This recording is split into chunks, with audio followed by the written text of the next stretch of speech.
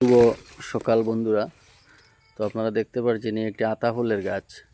তো আতা ফলের গাছ অনেক বড় হয়ে গিয়েছে।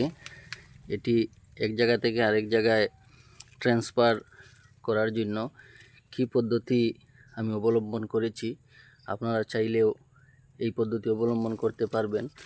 তো গাছটি অনেক বড় হয়ে গিয়েছে।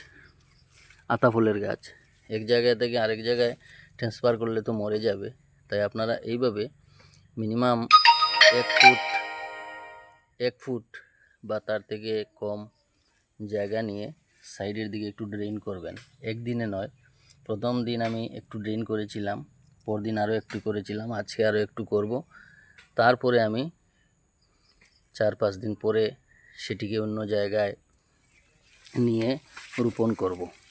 এইভাবে ড্রেন করে অপেক্ষা করে আরও সপ্তাহ পরে আবার ড্রেন করবেন। এরপরে আরও 4-5 দিন পরে আবার ড্রেন করবেন নিচের দিকে। এরপরে গাছটি এক জায়গা থেকে আরেক জায়গায় ট্রান্সফার করবেন, তাহলে গাছটি আর মরবে না। এই হলো গাছ এক জায়গা থেকে আরেক জায়গায় নেওয়ার এই পদ্ধতি। আপনাদের যদি গাছ বড় হয়ে যায় তাহলে এই পদ্ধতি অবলম্বন করতে পারবেন।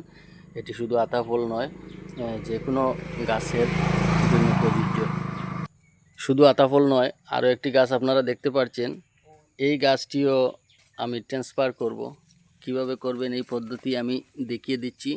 এইভাবে ড্রেন করার পর 2 দিনে এই ড্রেন করেছি, মধ্যখানে গ্যাপ রয়েছে 4-5 দিন। আজকে আবার ড্রেন করব।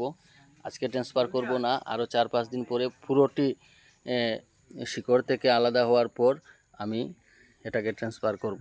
এই হলো বড় গাছ ট্রান্সফার করার পদ্ধতি। যে কোনো গাছ, নারিকেল গাছ হোক বা সুপারির গাছ হোক, অন্য যে কোনো গাছ এইভাবে আপনারা ট্রান্সফার করবেন, এইভাবে ড্রেন করে। এই আপনারা দেখতে পাচ্ছেন।